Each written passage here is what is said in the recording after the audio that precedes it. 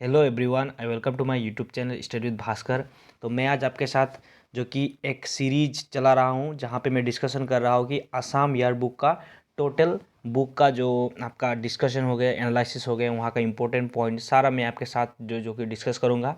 ये जो आपका जो फर्स्ट चैप्टर है उसका सेकेंड पार्ट है। ओके, इसका थर्ड पार्ट भी आएगा, उसके बाद फर्स्ट चैप्टर कंप्लीट हो जाएगा। ओके, तो आप लोग कमेंट कीजिएगा, शेयर कीजिएगा, क्योंकि ये बहुत ही इंपॉर्टेंट बुक है। कोई भी एग्ज़ाम ले लीजिए, डीएचएस हो गया, आसाम पुलिस, ये सारे एग्ज़ाम में आपको ये काम आएगा। ओके, तो देखिए, कल मैंने आपको जो असम का जो थोड़ा जो पॉपुलेशन था, पॉपुलेशन और टोटल एरिया और साथ ही साथ असम नाम कहाँ से आया था उसके बारे में थोड़ा ब्रीफ डिस्कशन किया था। तो आज मैं आपके साथ लोकेशन के और भी जो ये चैप्टर के और भी जो पार्ट आपके साथ डिस्कस करूँगा। तो देखिए, लोकेशन लोकेशन क्या है? कोई भी एक स्टेट का जो लोकेशन, लेटीट्यूड लैंगिट्यूड कहाँ से कहाँ तक है उसके बारे में बोला जाता है। तो यहाँ पे क्या है? The state being T shaped is situated in the heart of north east corner of Indian subcontinent. तो देखिए, असम स्टेट क्या है, जो असम का शेप कैसा है, ऐसा ऐसा करके मैं एक रफ शेप बना रहा हूँ, ऐसा ऐसा टाइप का, ये जो आपका टी शेप कहा जाता है इसको। और ये लोकेटेड है आपका नॉर्थ ईस्ट पार्ट पे। ओके, और नॉर्थ ईस्ट के मिड में है। ओके, जो नॉर्थ ईस्ट का सारा मैप है उसके मिड में क्या है? आसाम है। ओके, तो इसीलिए आसाम का रिलेवेंस और इम्पोर्टेंस बहुत ही ज़्यादा है हमारे जो नॉर्थ ईस्ट में। ओके, तो the area of Assam extend from latitude 24 degree 10 north to 27 degree 58 north and longitude 89 degree 49 east to 97 degree 26 east. तो देखिए, जो हमारा आसाम का लेटीट्यूड है, लेटीट्यूड याद रखिए कितना है? 24 डिग्री 10 नॉर्थ टू 27 डिग्री 58 क्या है? नॉर्थ, याद रखिएगा। और यहाँ पे जो लॉन्गिट्यूड है, लॉन्गिट्यूड भी याद रखिए 89.49 ईस्ट टू 97 डिग्री 26 ईस्ट। तो ये आप याद रखिएगा, वेरी मच इंपॉर्टेंट, नोट भी कर सकते हैं। Between the foothills of eastern Himalayan and the Patkai and Naga ranges. तो देखिए, कहाँ पे फूदिल्स जितने हैं, ईस्टर्न हिमालय के फूदिल्स, और जो हमारे यहाँ पे पास है एक जो कि पटकाई पास, यहीं से हमारे आहूम लोग भी आए थे। याद रखिएगा, आहूम कहाँ से आए थे? पटकाई पास से ही आए थे। पटकाई एंड नागा रेंजेस के बीच में है। और यहाँ पे थोड़ा बाउंड्रीज के बारे में देख लेते हो। बाउंड्रीज के बारे में मैंने आपको कल भी पढ़ाया था कि असम भूटान और बांग्लादेश के साथ क्या करता है? बॉर्डर शेयर करता है। ओके, भूटान एंड बांग्लादेश, दो जो कि फॉरेन कंट्री क्या है? भूटान और बांग्लादेश। तो देखिए, यहाँ पे बाउंड्रीज के बारे में है। Assam is surrounded by Bhutan and Arunachal Pradesh on the north, Nagaland, Manipur and Arunachal Pradesh on the east, Meghalaya, Mizoram and Tripura on the south, and Bangladesh, Meghalaya and West Bengal on the west. तो देखिए, मैं आपके साथ आसाम के map के साथ ये मैं डिस्कस करूँगा कहाँ से क्या लोकेशन है। तो यहाँ पे देख सकते हैं आप, आसाम का पॉलिटिकल मैप है।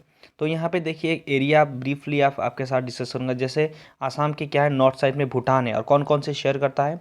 आप एक काम कीजिएगा, आप एक आसाम का पॉलिटिकल मैप ला के जहाँ पे आप स्टडी टेबल है उसके फ्रंट में लगाइएगा। उसके बाद डेली आप जब देखेंगे तो आपको मैप याद रह जाएगा। ओके, तो देखिए, आपका जो भूटान है, भूटान कौन कौन से शेयर करता है? आपका बीटीएडी के जितने भी जो कि इस जो कि डिस्ट्रिक्ट है, जैसे कोकराझार, चिरांग, बक्सा और उदालगुड़ी। देखिए, ये चार डिस्ट्रिक्ट जो कि भूटान कहाँ पे? नॉर्थ में है, आसाम के। ओके, और जो अरुणाचल प्रदेश भी कहाँ पे है? नॉर्थ में है। ये सारे आप मैप से आप याद रखिएगा। उसके बाद देखिए, जो नागालैंड है, जो कि आपका जो कि नागालैंड क्या है? आपका साउथ साउथ डायरेक्शन में है। उसके बाद देखिए, मेघालय भी है। ओके, मेघालय जो कि आपका ईस्टर्न साइड पे पड़ता है। तो ये मैप आप अच्छे से एक बार रिवाइज कीजिएगा, अच्छे से देख लीजिएगा, यहाँ से आपको बहुत सारे इंपॉर्टेंट पॉइंट्स आपको मालूम पड़ जाएंगे। ओके, और यहाँ पे देखिए, Assam Assam is connected with the rest of Indian union by a narrow corridor called chicken neck. तो देखिए, यहाँ पे चिकन नेक जो आपको मैप के साथ मैं आपको दिखाऊंगा, in West Bengal that runs 56 kilometre below foothills of Bhutan and Sikkim. तो देखिए, आसाम जो कि एक स्मॉल एरिया है जिसको चिकन नेक कहते हैं, उसी से आसाम जो कि लिंक है और सारे जो मेनलैंड इंडिया से। तो देखिए, उसका जो लेंथ कितना है? 56 किलोमीटर है। ओके, वो चिकन नेक का मैं आपको दिखा रहा हूँ वो। यहाँ पे देख सकते हैं, ये इंडिया का मैप है। ओके, तो इंडिया का मैप का देखिए, चिकन नेक कहाँ पे है? ये रीजन में पड़ता है आपका चिकन नेक। ओके, यहाँ पे जो है इसको चिकन नेक कहा जाता है। ओके, इसी से ही आसाम लिंक है। इसका जो लेंथ कितना है? 56 किलोमीटर, ये भी आप याद रख सकते हैं। ओके, तो देखिए जो रेस्ट ऑफ द इंडिया से इसी चिकन नेक से इंडिया का जो कि लिंकेज है। ओके, उसके बाद देखिए फिजियोग्राफी के बारे में कहा गया है, geographically Assam is a shadow of its former self, it has been reduce to 1/3 of its original size into 30 years time.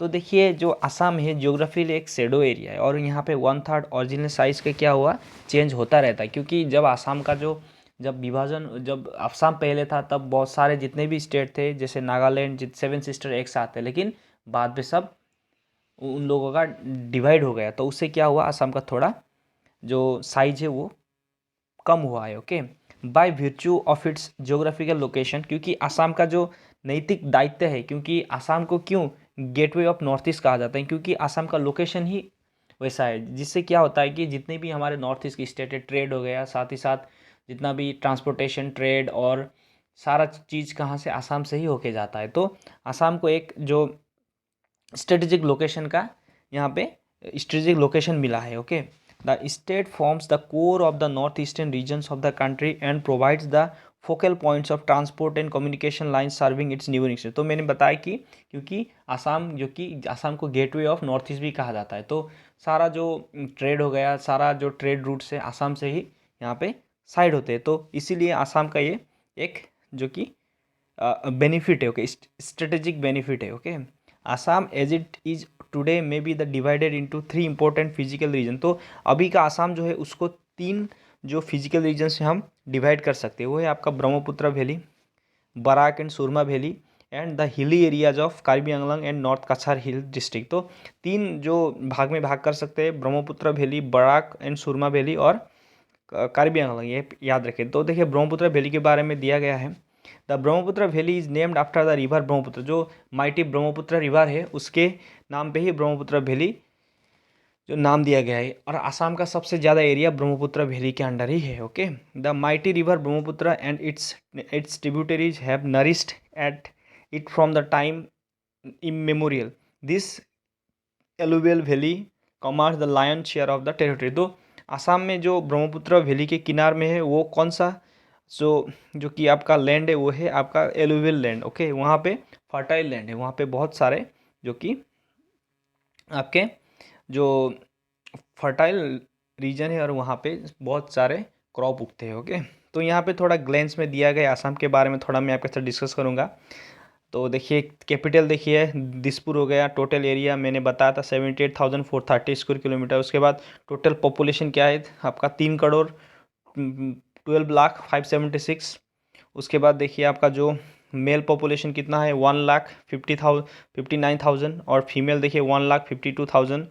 उसके बाद देखिए जो कि मेल पॉपुलेशन 52% है, फीमेल का 48%, और जो कि अर्बन पॉपुलेशन है वो 14%, रूरल पॉपुलेशन 86%। शेड्यूल ट्राइब कितने हैं आसाम में 38,484 जो कि टोटल इतने पीपल है, और मेल देखिए आपका 57,000 है। उसके बाद देखिए शेड्यूल कास्ट कितने हैं, यहाँ पे सारा डिटेल्स यहाँ पे दिया गया है, और भी है यहाँ पे देखिए सेक्स रेशियो 958 याद रखिएगा। और जो आपका जो जो जो पॉपुलेशन डेंसिटी है 398 है आसाम में, और ऑल इंडिया में याद रखिएगा 382। आसाम में 398 और ऑल इंडिया में 382।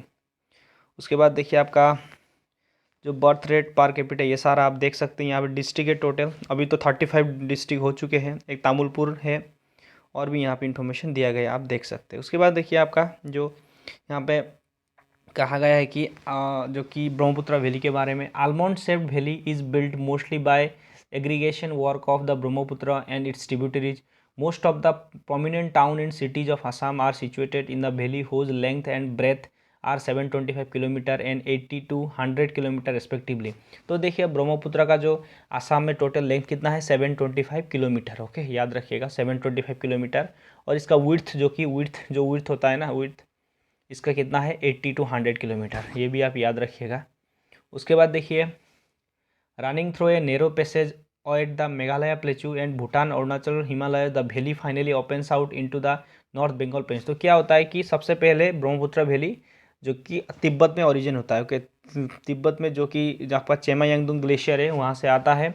उसके बाद अरुणाचल से हमारे आसाम में एंटर होता है। आसाम में एंटर होने के बाद ये कहाँ जाके मिलता है आपका, जो कि बे ऑफ बंगाल में। ओके, तो ये भी आप याद रखिए। नेक्स्ट देखिए, second neutral division of Assam is Barak और सुरमा वैली, जो कि सेकंड क्या है आपका, Barak and Surma valley, which is surrounded by North Cachar, Manipur and Mizoram, जिसको नॉर्थ काछार, मणिपुर और मिजोरम से उसको ढका होता है। ओके, चारों दिशाओं से उसको ढक के रखते हैं, क्योंकि वो जो अब बराक वैली में इसका ओरिजिन होता है। This valley is dominated by Barak river, it flows through the valley and finally empties itself to the old bed Brahmaputra in Bangladesh. तो देखिए ये फ्लो होके जो कि बांग्लादेश में जाके मिल जाता है, ये भी आप याद रखिएगा।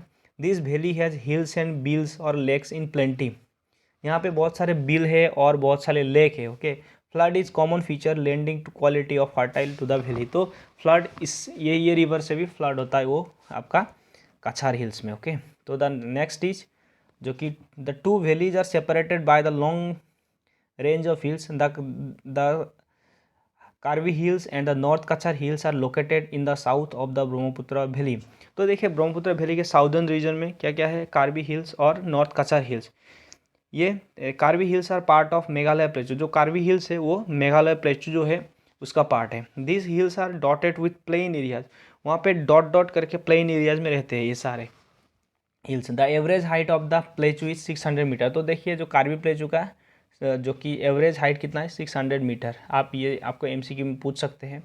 With the occasional peaks Dambukso and Singhasan, तो डोम्बाक्सू और सिंहासन क्या है, जो कार्बी प्लेटू के ही क्या है, पीक है। और एक बार याद रखिए यहाँ पे बहुत सारे क्या है आपके, जो कि आपका जो ग्रीनरी है, बहुत सारे यहाँ पे ग्रीनरी भी मौजूद है। Reaching their full height towards the middle of Dima Hasao district merging with Barail range. तो क्या होता है वहाँ पे जो डिमा हसाओ पहुँचने के बाद जो कि मर्ज होता है जो कि आपका बोराइल रेंज के साथ, which is the highest hill range in Assam. Highest hill range अगर आया तो एग्जाम में आप लिखेंगे Borail. Okay, hill range. Okay, hill range क्या होगा आपका, बोराइल। ओके, याद रखिएगा। The elevation of Borail range from 1000 to 1200। तो देखिए इसका जो एलिवेशन होगा, हाइट होगा, वो कितना होगा, 1000 टू 1200 एवरेज। ओके, तो बहुत ही ऊंचा है ये Borail range. The south side of the Borail range is very steep, तो साउथ साइड का वेरी स्टीप है। Okay, it attains as a maximum height of 1959। तो साउदर्न साइड और भी ऊंचा है, और उसका जो आपका हाइट होगा वो होगा 1959, और इसी को लाइके पीक कहते हैं। ओके, और जो कि ईस्ट हाफलोंग में लोकेटेड है, याद रखिएगा, लाइके पीक जो कि ईस्ट हाफलोंग में लोकेटेड है, इंपॉर्टेंट है, आप नोट कीजिएगा। Laike is the highest peak of Assam, तो लाइके क्या है, असम का हाइस्ट पीक है, ये भी आप याद रखिए।